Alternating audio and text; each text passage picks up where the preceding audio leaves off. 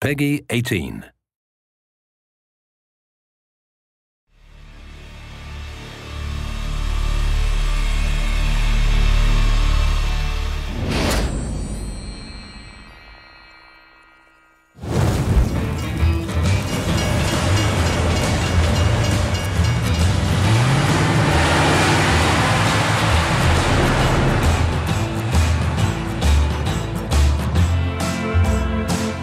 The ambition with the cutscenes is to make every single scene interesting enough in itself as something that the player would want to see. You can watch them, you get like an introduction to the level, you understand the characters a little bit more, and then you go on with the game.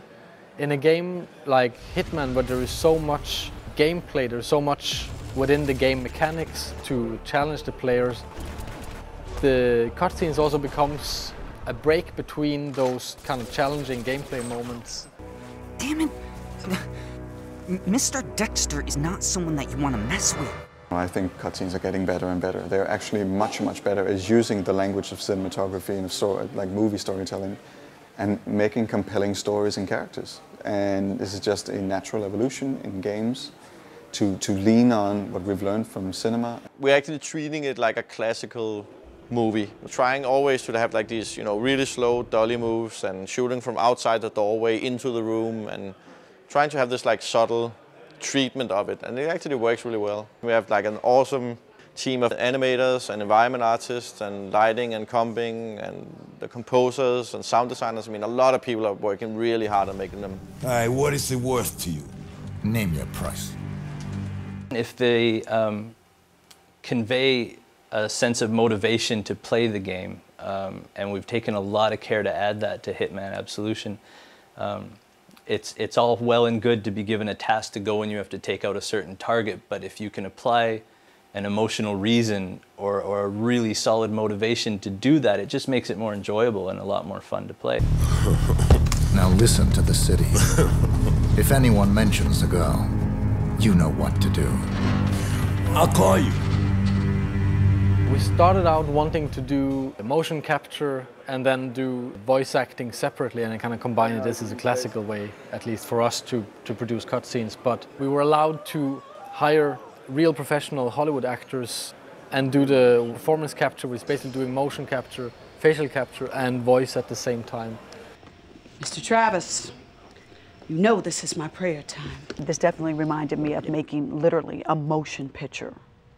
And that it's like very beautiful, very clear, and I think that it's a wonderful aspect that they've added to the video game. The basics of motion capture is that we have a series of cameras placed around a room and they record optically these little markers that are placed on actors.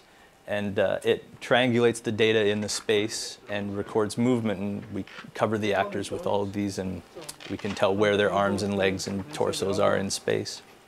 And that gets applied to the skeletons of the characters. Where performance capture comes in is similar, but on a far more subtle level. We had a helmet-mounted camera and used that as reference for keyframing. You have to marker up the face. There's a lot of micro movements that get captured, and that goes through a similar process, but it usually requires far more cameras to pick up the smaller dots and the smaller ranges of movement. Also with ours, it required a soundproof studio, which Giant had, where we shot, so we could have the actors' voices synced up with their movement and just get a more believable performance out of them. That was really important to us. Well, I always describe motion capture to people as the most natural performance an actor will ever have in the most unnatural environment.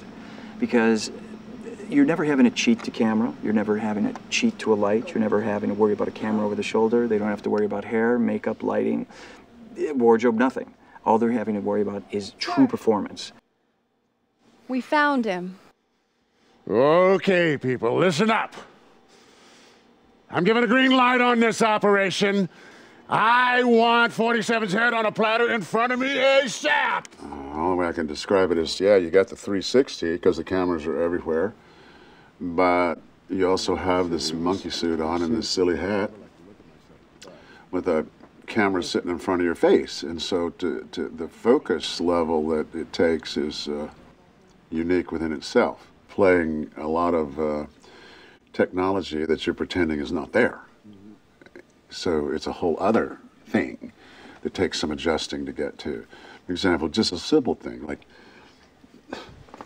see this thing right in front of your face? It's very hard to focus on the other actor if that's there, and like this character smokes. So just technically, you can't bring a cigarette up because you smack into that camera, so you have to find a way that looks cool and goes in there and does it. So it was challenging.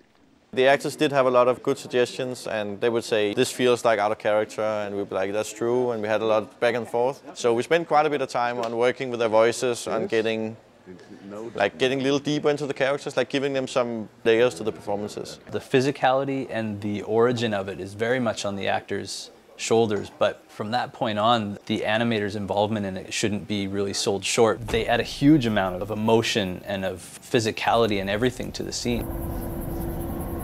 Wait. I heard you. You want me to snatch some chick?